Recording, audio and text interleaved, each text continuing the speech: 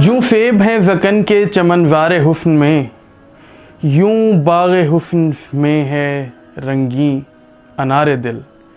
ये तो खैर मीर तकी मीर साहब की राय थी और वो फेब को किसी और एंगल से देख रहे थे और फेब उनको किसी और जगह पर नज़र आ रहा था। मैं तो आपको बहैसियत तबीब ये बताऊंगा कि फेब पहले दर्जे में गर्म और दूसरे दर्जे में तर होता है। इसके साथ ये मुक़व्वी व मुफर्रे दिल, दिमाग, जिगर भी होता है और साथ में मैदे का भी मुक़व्वी है। ये आपके मैदे में जाके पेप्सिन को तेज़ करता है जिससे आपकी भूख बेहतर होती है।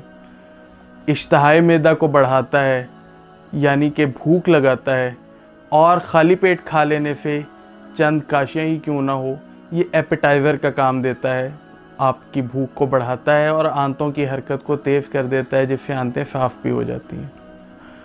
इसके अलावा मुक़व्वी जिगर होने की वजह से ये साले खून भी पैदा करता है और जिगर को ताकत भी देता है।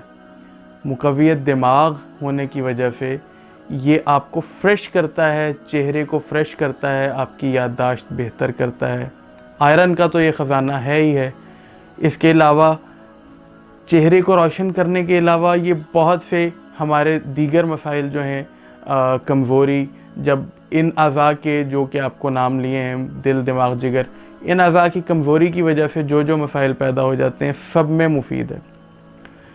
इसके अलावा आपको मालूम ही होगा कि छिलके के अंदर इसके पेक्टिन होता है जो कि लिपिड्स के लिए बहुत अच्छा है। कमज़ोरी के अलावा कोलेस्ट्रॉल को भी हमारे दूर करता है इसका इस्तेमाल रेगुलर अगर किया जाए। सेब के छिलके की चाय बेहतरीन मशरूबात में से एक मशरूब है।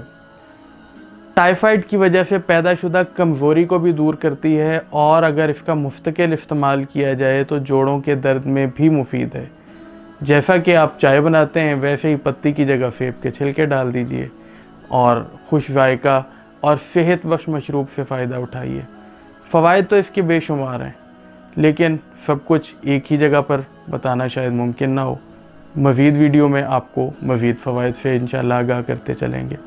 इसीलिए इतने फ़वाइद की वजह से ही कहा जाता है कि रोज़ एक सेब खाएं और कभी डॉक्टर के पास ना जाएं। मिलते हैं अगली वीडियो में। अल्लाह हाफ़िज़।